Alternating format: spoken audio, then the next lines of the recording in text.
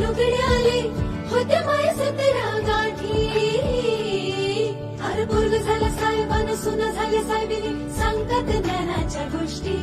अरे पोरग झालं साहेबान सुना झाल्या साहेबिनी सांगतात ज्ञानाच्या गोष्टी. माझ्या भीमान भीमान माझ्या भीमान भीमान माझ्या भीमान भीमान मान सोन्यान भरली रोटी.